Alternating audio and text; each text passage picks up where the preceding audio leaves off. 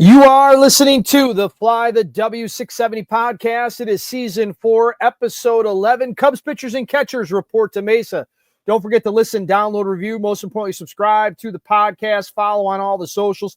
Fly the W670, Twitter, Instagram, and of course, we're on Facebook. You can also email Crawly and I, flythew670 at gmail.com. All right, Crawly, the Super Bowl is out of the way. It was a dud. So now it is time to get down to business.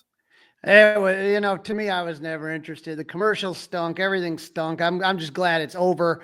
And pitchers and catchers report for duty. While most of America was getting ready for the big day, the Cubs pitchers and catchers were the first players to report to spring training. The first guy in the building before the sun came up. How about Craig Counsell, right? Look at that. Yeah, I saw that. I saw him walking in. I retweeted it. Yep. Mm-hmm. There he is. I mean, I like that, first one in and hopefully, like I said, ready to kind of get rocking. And so I was excited. I saw it's hard because I know I'm not going to be going out there this year, but seeing my guys, Rich Biesterfeld and Steve Scher and John Antonoff, all the guys that are the usual suspects down there. I mean, I'm just super excited that they're just having fun. That's kind of when they get to kind of enjoy everything that's going on. So it was, I thought it was kind of cool to see as far as that's concerned, but now you get to see it. There's content all out there and you're getting to see the players come up there, man. It's just like one big reunion, Right. We've already got some talking, some controversy. Well, what did Craig mean when he said this? What did Jed mean when he said that? We got it looks like we have an opening day starter announced. I mean, it sounds like Shota's for sure going to pitch, but today I saw Shota on Marquee actually talking about taking the ball on opening day in Japan. So maybe that's out of the bag. I mean, Counsell said there's no doubt he's going to throw, just a matter of would he throw in the first game or would he be throwing in the second game? So it is pretty cool. It gets you stoked, and we're supposed to get some snow this week here in town. Haven't had much snow this year, so we'll want to get rid of that quickly and get on to baseball. Yes, sir. And the Cubs did release their spring training roster. So for those of you that aren't familiar with it, when you talk about the spring training roster, you have your 40-man roster plus your spring training invites, right? Your non-roster invitees. And so it's always really cool if you ever go out to Sloan, and you can go and anyone can do this. There's the coolest thing about Sloan Park, and I'm putting this up here on the 670 Score, the YouTube channel. But there's what's called the backfield. So you have you have Sloan, which is the ballpark, right? And then you have two main fields. Now, especially field 2, you can't really see much of. It's not something you're really allowed to take a look at. But when you go in the backfields, it's a diamond, like a clover shape, 4 diamonds, and all home plates are all kind of facing the same direction. But that's where you can sit there and run. And the Cubs on their website every day, they kind of have the practice schedule. And so you could see, who's going to be out where, pitcher fielding drills, all that stuff. And so it's a lot of fun. So the spring training roster is made up of the 40-man roster, right? But then you have these non-roster invitees that are players that were invited. And a lot of times they're either some of your top prospects or they're guys, veteran players who are trying to make the club or even trying to catch on somewhere, even if it's minor league. So that's kind of the fun thing. So if we take a look, the Cubs did release their non-roster invitee list. And so, Dustin, when you kind of look at those here and you say to yourself, all right, who are some of these guys? Some of them are going to be familiar. Some of them are not going to be familiar. When you look at the catchers, if we start with the catchers, there are 2 prospects. One of them is Moises Ballesteros, who's a top 10 prospect for the Cubs. The other is Pablo Aliendo, great guy. People love throwing to him. So those 2 guys are not on the 40-man roster. And then Reese McGuire's a veteran and Carlos Perez is a veteran. They're going to be battling out to see who is going to get that veteran catcher spot in Iowa, right? And so that's what you look at when you look at the catchers. When you look at the outfielders, there's 2 outfielders on the non-roster invitee, Brett Bateman and Christian Franklin. When you talk about Brett Bateman, you have a guy that he's a center fielder. He was a Cubs 8th round pick in 2023. So he's a good prospect. He's on the top 30 list. And so he played for South Bend in Tennessee last season. And then Christian Franklin was a 4th round draft pick in 2021. He played mostly right field in Tennessee. And so, they just brought him up to kind of just get a feel of what that is like. As far as infielders, I don't think we have to say much about Matt Shaw or James Triantos, not on the 40-man roster, but boy, who is going to get cut when Matt Shaw gets put on there, right? Somebody's got to get cut. Somebody's got to get cut. But also interesting was Jonathan Long. He was a Cubs 9th-round draft pick in 2023. He played first base for South Bend and Tennessee last season, but he was selected to play in the Arizona Fall League. So the Cubs sent him out to Mesa to play in that as a third baseman, and he looked really good. He actually made the Arizona Fall Star team. And so the fourth infielder that's going to be in there is Nicky Lopez. He rounds out the infielders for the non-roster invitees. And so those are the infielders. We got the catchers. And then with the pitchers, as far as the pitchers are concerned, this is where it kind of gets interesting because obviously Cade Horton is one of the top prospects in the Cubs system. Some people say he is number one. And then you also have Brandon Birdsell. He was the Cubs minor league pitcher of the year last year. And then when you talk about other prospects, as far as pitchers are concerned, you have Riley Martin is on there. He's a lefty. And then Brandon Hughes was drafted by the Cubs in 2017. He looked good in 2023, but injuries, he had a knee injury. I don't know if you remember that, kind of derailed him. He ended up in Arizona. Now he's back. And then the rest of the guys, the Phil Bickers of the world, the Ben Hellers, the Brad Keller, Trevor Richards, Antonio Santos, those guys are all veterans that just never really kind of broke through. And so they're going to try with the Cubs to see what happens. But Dustin, the reason we have to look at the pitchers right now is because usually when you go into MLB camp, you say to yourself, okay, where are the spots? Who's competing for what spot? And you and I have brought it up on this show before. There's not a ton of open spots that you can. There are not. But the one place where Craig Counsell and his staff are going to have to make some difficult decisions is the bullpen. Okay. And so Andy Martinez, friend of the pod, he wrote an interesting piece for Marquee talking about the bullpen depth and the logjam of relievers the Cubs have. And so here's the problem. There are 8 spots for the bullpen and 7 players with no minor league options. So that's the issue here. So if you take a look at the 8 spots and you kind of try to project this out here, Presley's your closer. And then you got Porter Hodge and Ryan Brazier being your setup man. So they got Brazier from the Dodgers, Porter Hodge, homegrown. You have Caleb Thielbar, who they signed. He's a lefty, so you got to have a lefty in the bullpen. Tyson Miller was huge last year. We talked about Julian Merriweather as a guy that really came out in 2023, but injuries derailed his 2024 season. And then Keegan Thompson. So, again, set up Porter Hodge, set up Ryan Brazier. You got Thielbar, Miller, Merriweather, and Keegan Thompson in relief. And then you got another lefty, possible 6th starter in Colin Rea, right? Out of those 8 pitchers right there, 8 spots, only 7 of those players have no minor league options. The only one with the minor league option is Porter Hodge. So the rest of the guys, if they get sent down, they have to pass through waivers. And chances are most of these guys are not going to pass through waivers. Right, they're going to get picked up, right? Mm-hmm. And so here's the list of names, some of them, Dustin, that are probably not going to be on the opening. The one guy that I look at, right, is Keegan Thompson.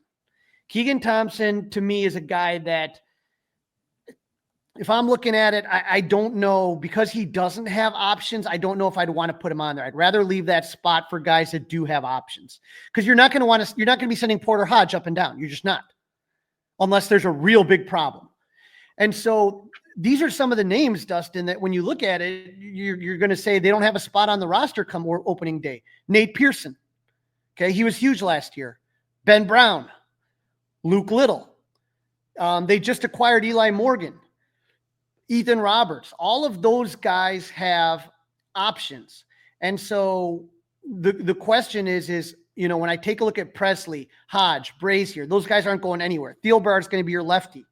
Tyson Miller, I mean, do you want to – he was one of the best relievers out there last year on the season. And Merriweather, like I said, the only one I could think of is Colin Rea. You know, that's the only one to me that I can, when I look at this list, that's the only one that I could see.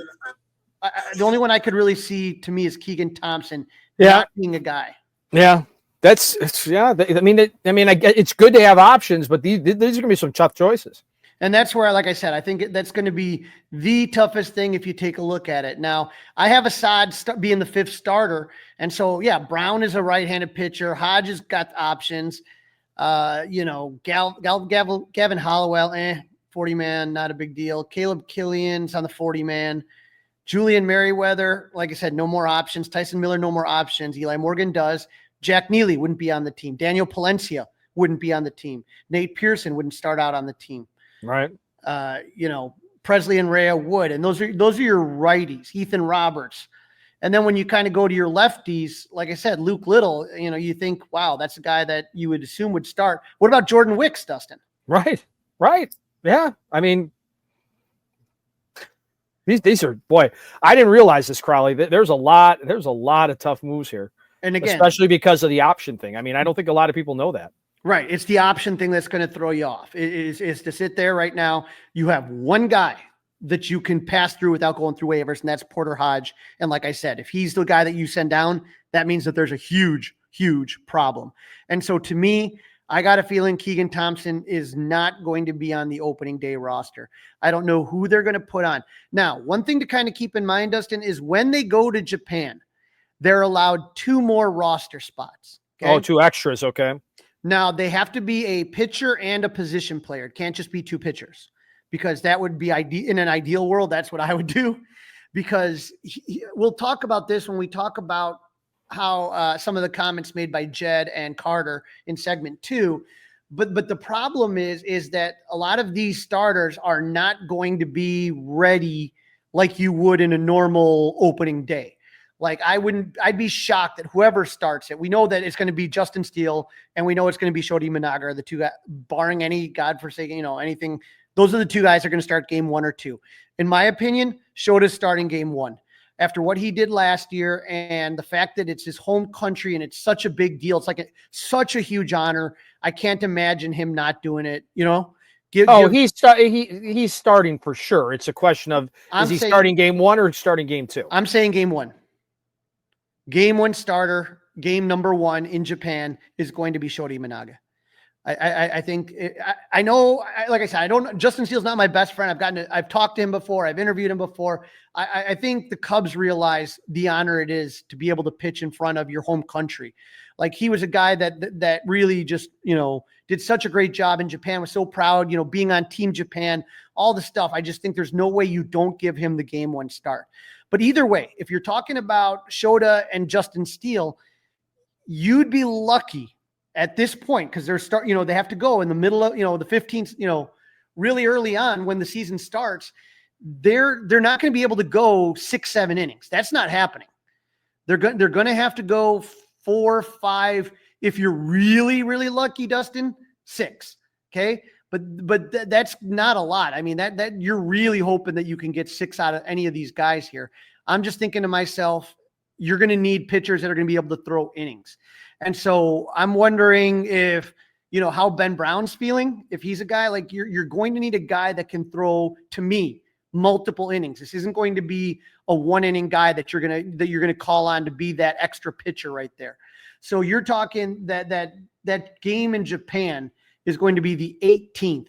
And so they started throwing recently, right? So they got, if their first day of really pitching, let's say first pitchers and catchers, the 9th, it's just not a huge amount of time that you would normally have. Even just opening days, like normal opening days, like without this Japan series, you still have another 2 weeks to go. So I'm going to say that, when I look at the pitchers that could potentially be that extra person. Now, there's another issue, Dustin, that's come up, and it came up today. We just found out it came up today, and that is the Cubs already have some injuries, which is why I saw that. It's why you need the depth. And so when you look at the injuries, that's where you sit there and you say to yourself, oh boy. And so that's why you need depth. That's why this team is projected to win 90 games, is because of the depth. Javier Assad is dealing with some oblique soreness. This is from Maddie Lee on her Twitter, but oblique soreness, Dustin. I never like oblique soreness. Yeah, I mean all their motion, every time they're moving, that's going to be in play, right? So that's not a great way to start things off. Brandon Birdsell is dealing with an issue back of the shoulder area. I don't know, again, what exactly that means, if it's just a general soreness.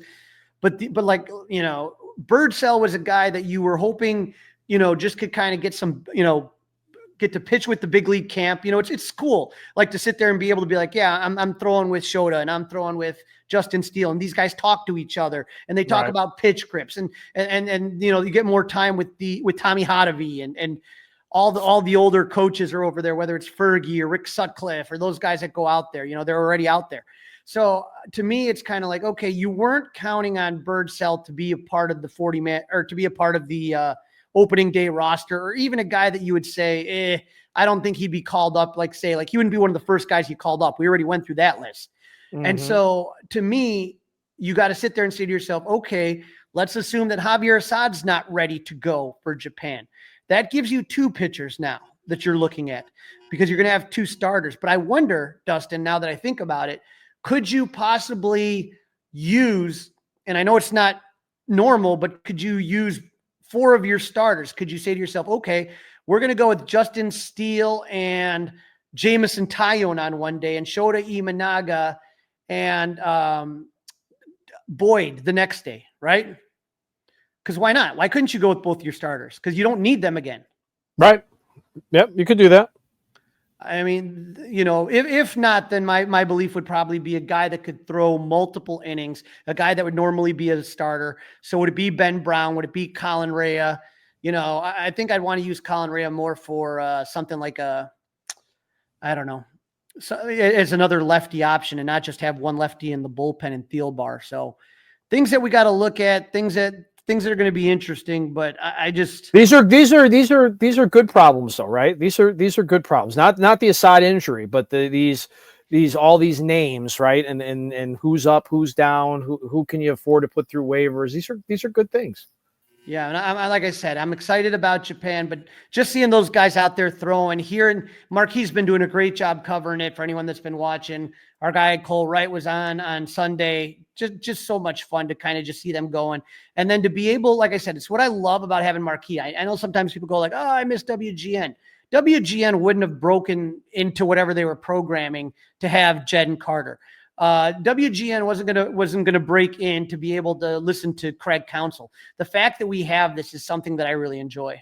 Yeah, it's a wonderful option. I totally agree. Even Crawly, believe it or not, yesterday, as I was watching way too much Super Bowl preview, pregame stuff, hype, clicking between Fox and the 4-letter network and NFL Network, I saw that Marquis was going to carry the stuff. I stepped away from my football fix for a little bit, and I went over there and I saw it, and I was glad that I did.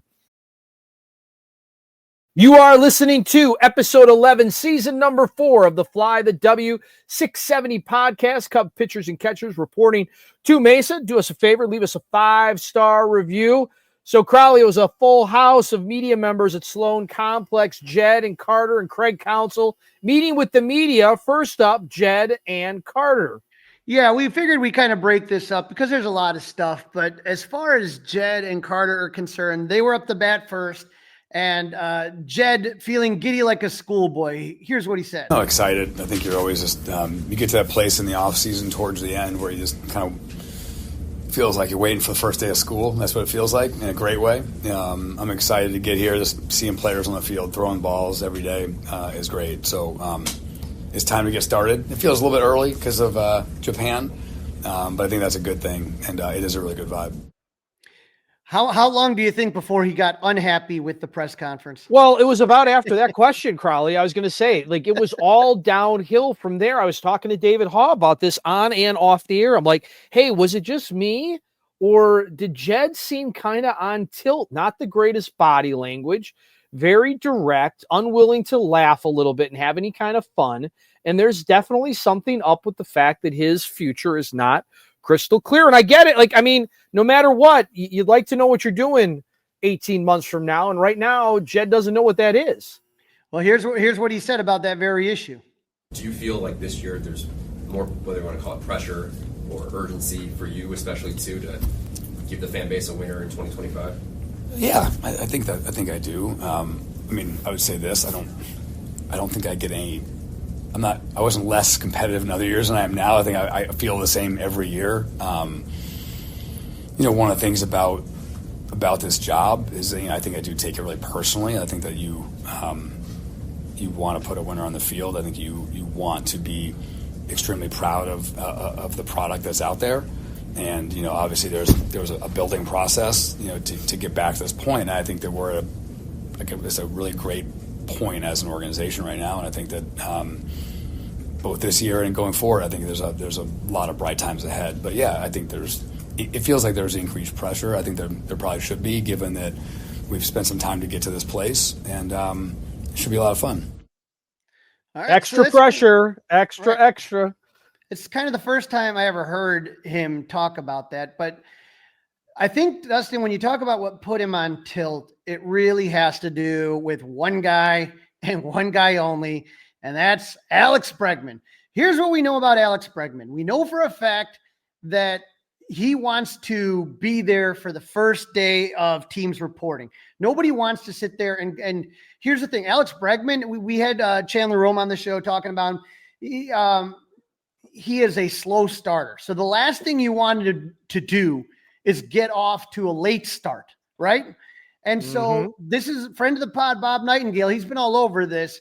Said, yet while the Cubs continue to talk to agent Scott Boras about Bregman, there's no indication the Cubs would be willing to offer more than a 3-year contract. There are also no sign that Bregman would dramatically lower his asking price, where he already had at least one 6-year offer on the table. And so this is the question that everyone wants to know. And again, you're talking about Toronto, you're talking about the Blue Jays, you're talking about the Red Sox, you're talking about the Cubs. It really seems like that idea of him going back to Houston is dead in the water. That does not seem to be like a possibility. But here's the frustrating thing, I think, for Jed, is everybody keeps asking about it, and Jed can't really say anything about it.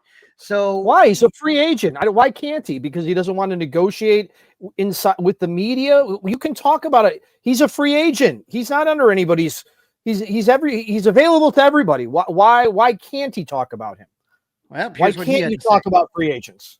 Here's what he had to say. Jed, Tom said you guys will wind up around the CBT. You're not there yet. Bregman is still a free agent. I guess what would it take to get that to the finish line? Yeah, I obviously can't comment on any individual players. You could on him. He's a free agent, right? I can't talk about free agency. So you can't talk about free agents? So that's what the reporter says. He said you could talk about him. Now here's the thing. What Jed should have said is, I'm not going to talk about free agents. Not that I can't. Okay, well that's different. But I mean right. that's entirely different. He's also getting frustrated, which right. is something we're not used to seeing with Jed. Like it comes down to, and I think Carter really came across well in the presser, much more so than Jed. But I think the issue with Jed is there's nothing he can say. He can't sit there and say, look, we got a 3-year X amount of dollar deal on the table where it's up to him. He's not going to sit there and give out numbers. He's not going to sit there and tell you where the process is. He's not going to tip his hand any which way that could potentially, again, Scott Boras will just turn that around and use that for leverage against some other team. So that's why he's not going to do it.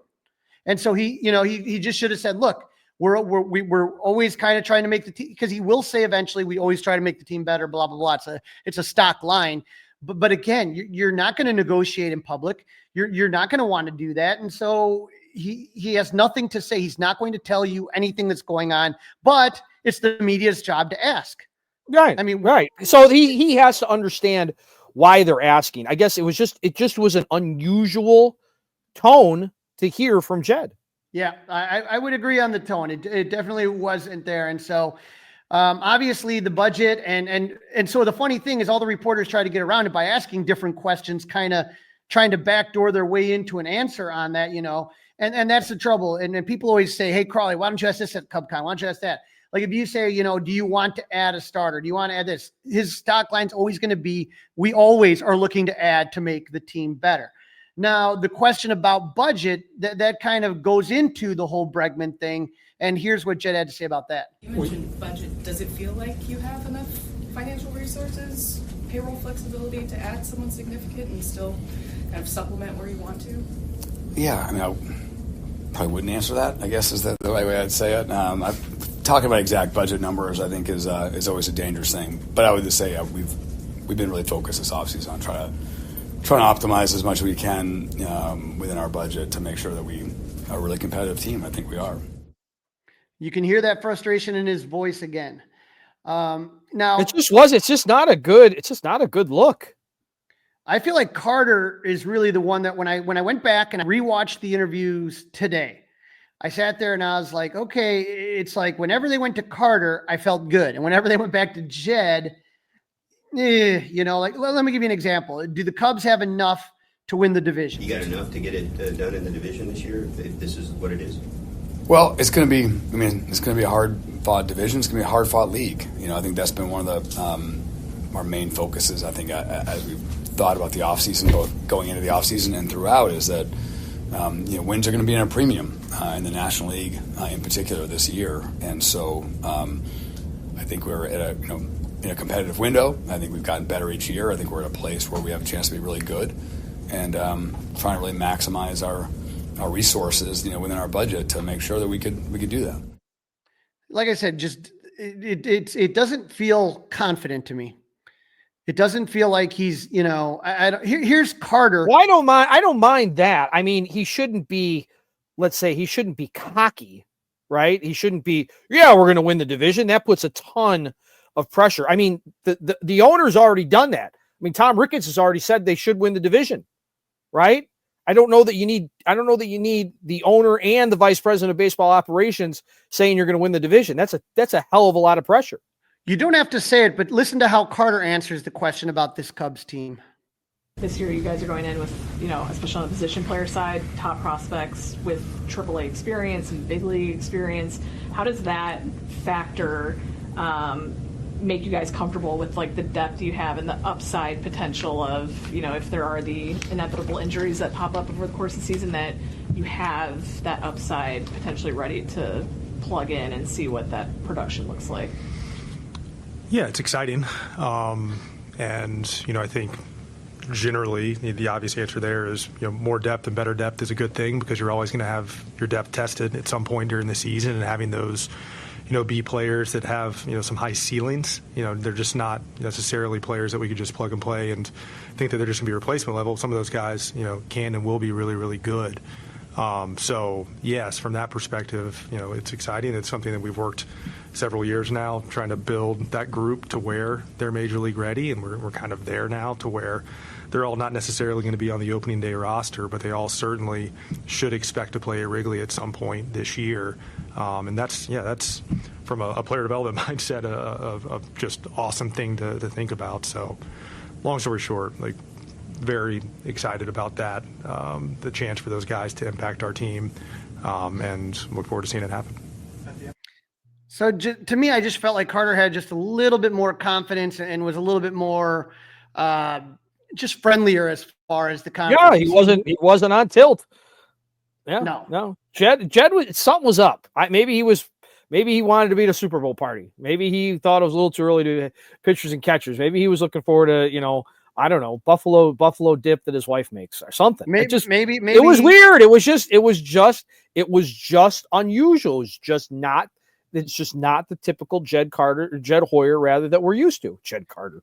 Maybe he maybe he just got off the phone with Scott Boras and now he was furious. I don't that could be that's a possibility, Crawly. Anything is possible. Now, we talked a little bit about what it's going to be like playing in Japan, and so here's Jed's feelings on the Tokyo series. The 2 games in Japan, how does that impact?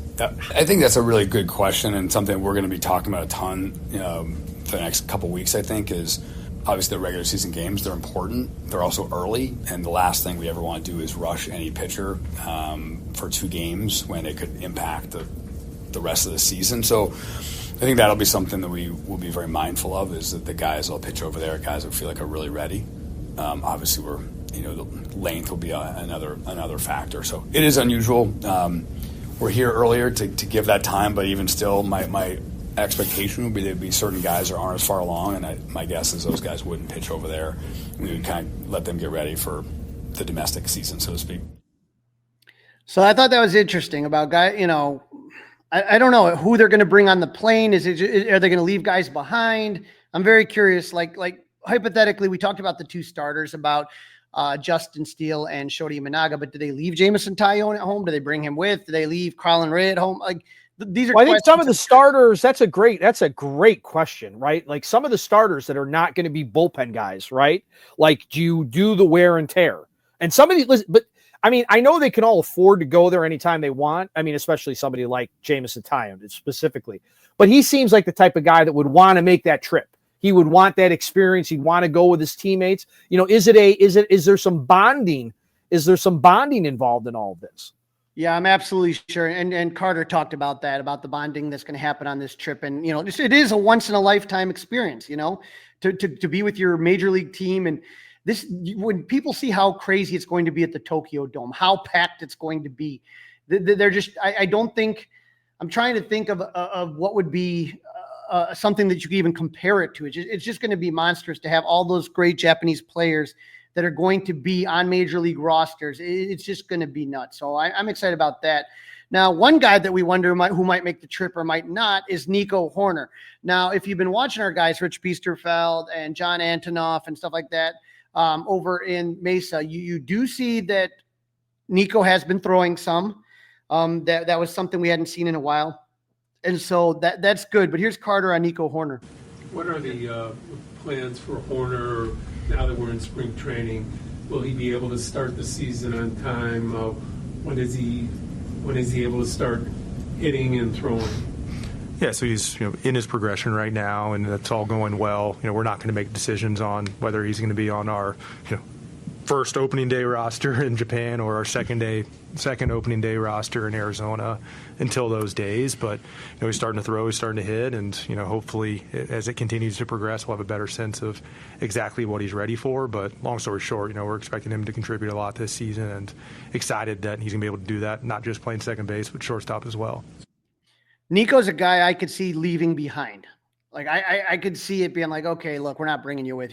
He's not going to be ready in a couple, in that time frame. I don't think. I think I'd rather just let him, rest, relax, not have to make that trip and just work on just constantly rehabbing. That's my feeling right now. Yeah, that makes a lot of sense. I do. I think that makes sense. There's no doubt about that, Crawly. Now, you talked, Dustin, about Tom Ricketts as far as the manager and his ability to, him putting pressure on this team postseason. And so another thing that put pressure on Jed are obviously these projections, these PECOTA projections that have the Cubs winning 90 games. And that's a lot of games. That should be, again, I think, what do they say? 86% chance the Cubs make the postseason. It's a ridiculously high number. And so here's Jed on the projections. I feel like we overperformed our expectations in 2023, to be candid. Going into last year, sort of the hope was that would sort of happen again, and it didn't. We ended up roughly around where we were kind of publicly projected to be, and obviously that you hope going into every season that a lot of things break your way, and that you wind up outperforming. I think that's the goal every year. That's the goal this year. The goal this year is to outperform expectations. I think that's once we start meetings this afternoon, like every conversation is about maximizing, optimizing every player to hope that we can outdo our projections. But I think when you are where we were last year, I think you going in that we probably have to beat projections in order to be able to get where we want to go. As I think I've said a lot of times, I found last year to be an immensely frustrating season in the shape of it. Good start. Us too, really Jed. Bad 2 months and then a really good 3 months, and it just felt like we sort of took hope off the table, after a bad May and June. So I found last year, the shape of last season, I found to be really frustrating. I think we ended up kind of roughly where we were projected, but certainly that was absolutely not the goal. The goal was to make the postseason last year. The goal was to go farther than we did, to be playing like really meaningful games at the minimum at the end of September, and we didn't do that because of a bad stretch. So that's kind of a long-winded way of saying, last year it was a frustrating season in a lot of ways based on the shape of how things went, and this is a new day, a new year. I'm excited to get started in 2025. When you talk about the projections, Pacoda had the Cubs winning 81, 82 games last year, and they won 83. It was pretty much right on, okay? And so when you talk about, he's right. In 23, I felt that they kind of went right about a little bit further than where they were projected, but I thought they played well in 2003. To me, 2004 was supposed to be that next step. I thought 85, 86 wins. Pacoda did not. They thought 81, 82, and Pacoda was right on that one. Now, 90 wins, that's a lot, but I think that this team has the talent. Now, you do have to have certain things break your way. You have to stay healthy. You have to have guys have breakout years. Those are little things. Like I said, 1989, would you have been able to predict Jerome Walton and Dwight Smith, rookie of the year and runner up? I mean, just sometimes you just have those guys that just have moments. 2015, all the things that broke right the Cubs' way. Chris Bryant having that massive season. Everything just kind of played out.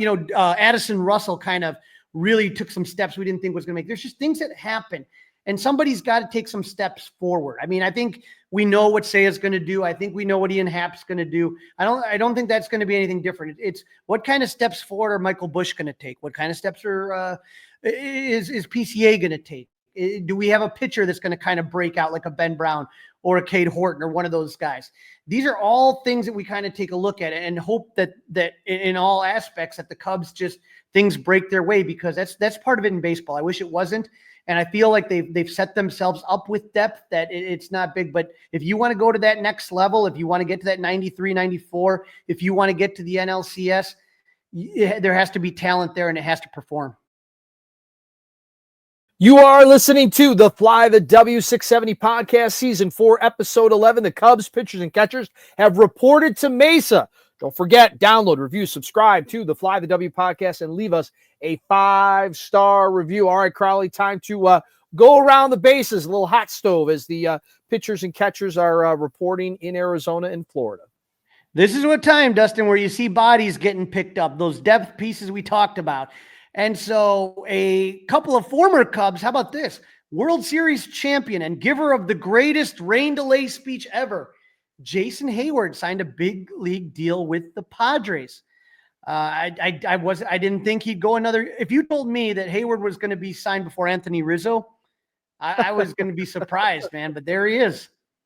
There he is. Jay Hay's still going, and Rizzo still with no job. And not only this, get this, Dustin. Well, I kind of get this one. The Padres signed former Cub Trey Mancini to a minor league deal. So with the Diamondbacks. So that's not, I'm sure Rizzo's looking for a major league deal, but Trey Mancini still trying to kick it around. I wonder I think he's still getting paid by the Cubs, to be honest with you. Yeah. What did you think about former Southsider and someone mentioned to possibly go to the Cubs, Yoan Moncada, going to the Angels to play with Luis Robert? Yeah, interesting, right? They're going to get the Sox West, I guess. Is that what we would call it? Right. So what kind of a deal? What kind of a deal did he get? I didn't see the details. You got the details? I didn't see the details just yet, but I'm looking at it and saying to myself, I look at a lot of things like, okay, look at all those Houston guys coming to the Cubs. Look at all the White Sox going to the Angels. What's the team? Is it Sacramento as far as basketball that has Zach LaVine and whatchamacallit? DeMar DeRozan? It's just like, yep. You know what these guys are doing together. I don't know, at least with the Astros, they've had a huge run of success. So if you're telling me we're getting Kyle Tucker and Alex Bregman and Ryan Presley, cool. I've seen what those guys can do, but Moncada and Robert, I mean, they were part of to me, when I think about that White Sox team and that rebuild, I just think it was one mistake, which was hiring Tony La Russa. Well, all the players went south at the exact same time. It's just very weird that happened. They all went they all went negative all at the same time. It's just, it's almost like, how in the world did that happen? But to me, Dustin, to me, when I look at that, sometimes I wonder if you would have had a better manager, if things would have changed. And again, Joe Madden just celebrated a birthday this last week.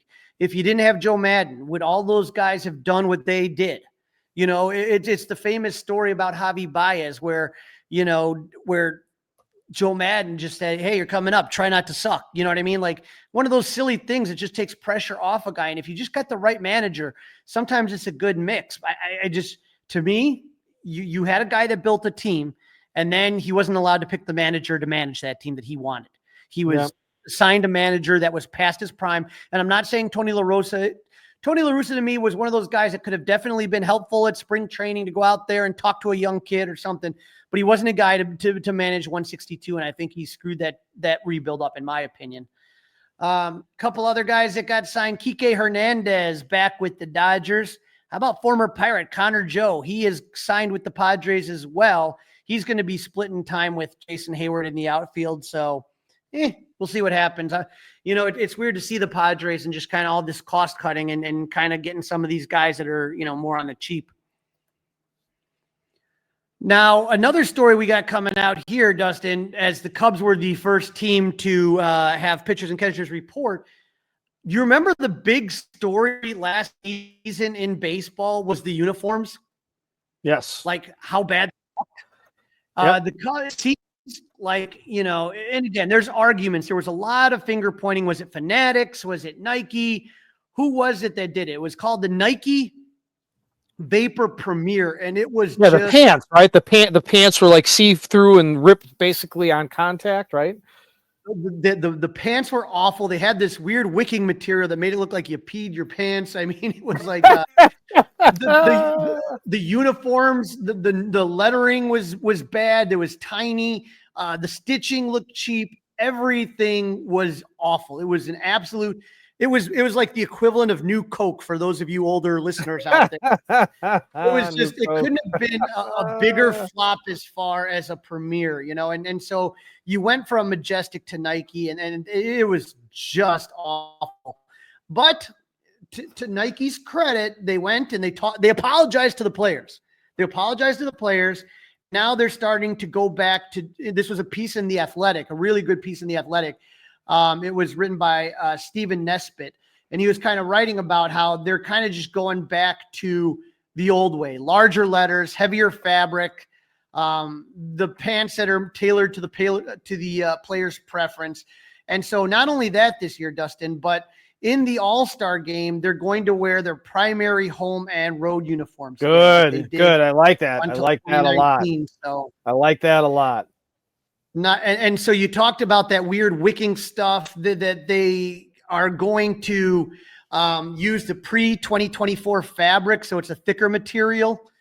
And then the home whites will do the same in 2026. So I think that this was kind of one of those things. I think the only person that is really going to be upset about this situation is Pete Crow Armstrong, just because his last name is so big that, the little letters did it a little bit more good, but we'll see what happens. But I'm glad that they're going to fix this, because that was absolutely an embarrassment. That was just, awful. And I'm just glad that they're going to be making better pants. You remember every time they slid, they like ripped all over the place. Right. And for me, I'm a uniform champion. I just love like good stitching. Like I want it to look good. To me, those jerseys that came out, I love good stitching. You are special, Crawly. You are special. No, it looked like, to me, the jerseys last year looked like the stadium giveaways, the cheapy ones with the cheap material, with everything ironed on. It doesn't look good. Like when I want an authentic jersey, I want an authentic jersey. Right. I want good stitching, I want patches. Right. I want it to look like a good jersey. Yeah, I get all that. The players' pants, I usually don't worry about those that much. That's all. I hear you. Now, I've been hyping up this 2025 Caribbean series, and it ended with the Leones de Escogido of the Dominican Republic defeating previously unbeaten Charlos de Jalisco from Mexico. The Leones started as Emil Rogers, and the bullpen threw a one-hitter against the Charros. This went extra innings, 1-0. Again, Dustin, sometimes I laugh when you see some of these names that come out here, right? It was manager Albert Pujols. He wins the championship in his first professional managerial debut. But the team, the Dominican team, took the lead in the top of the third against Mexican starter left-hander Manny Banuelos, who issued 3 consecutive walks to load the bases with no outs. But Robinson Cano, you remember Robinson Cano? He hit a double play ground out, which scored former Cub Junior Lake. He was a big-time Cub prospect, if you remember Junior Lake. And that would be the game's name. Yeah, I remember that name. That was the game's only run as far as the game. But Junior Lake, sometimes when you see some of these guys and they come back, you're like, oh, that's what Junior Lake's doing. But Junior Lake has made a good career for himself in the Dominican League. So good to see it. But it was fun baseball. I love Latin baseball, especially these tournaments. They play, like I said, with a lot of pride. They have a lot of fun. And so to me, I think that was a fun one. And a little sad Bears news for ownership-wise, and the Cubs paid a little tribute to Virginia McCaskey. Yeah, 102 years old, right? Tom Ricketts issued this one. He said, "We're deeply saddened by the passing of Virginia Hallis McCaskey, a true pioneer whose contributions have left an indelible mark on our city. For half a century, the Chicago Bears called Wrigley Field home, and the history of the two teams will forever be intertwined." And I think, I was too young to really remember the Bears playing in Wrigley Field. But for people like, my dad and other people I know, kind of older Cub fans, it was intertwined, those two teams. And to think about Gale Sayers and Dick Butkus, or, even going back to Red Grange, the history of the Bears and Wrigley Field goes together. And so, she, from everything that I hear, she seemed like a really great person. I know Jared Payton really had some nice things to say about her, but like I said, the Cubs and the Bears together, when they celebrated the Wrigley Centennial, they did make sure to include the Bears. Like when they had all the people come out, like on the anniversary of the very first game at Wrigley, they had Dick Butkus and Gale Sayers on the field. And they also released bobbleheads that year of Red Grange and Gale Sayers as well. So, sad to see. And like I said, very, very nice words by Tom Ricketts. Absolutely. Class act. That was very, very nice of him. Very nice of him to do that. And Cubs had the Cubs are out in spring training, and the Bears are having a rough week off the field. They also lost a former head coach, Dick Geron. So again, the best of the Bears and everybody that know those people. Well, Crawly, that's a wrap. Don't forget to listen, download, review, and subscribe to that Fly the W podcast. We're on all the socials, Facebook, Instagram, Twitter. Of course, you can email Crawly and I, flythew670gmail.com, and you can watch us, that's right, on the 670 The Score YouTube channel. All you got to do is subscribe. And don't forget, we have positioned players coming on Valentine's Day. No better gift for your gal. Go Cubs! Hey guys, it's Crawly. Thanks for watching. If you enjoyed this video, please don't forget to give it a thumbs up and subscribe to our channel for more content like this. If you want to see more of our videos, be sure to check out our playlist and let us know what you think in the comments below. Also, don't forget to follow us on social media to stay up to date with our latest episodes. Links are in the description. Thanks again for watching, and we'll see you in the next video. Go Cubs!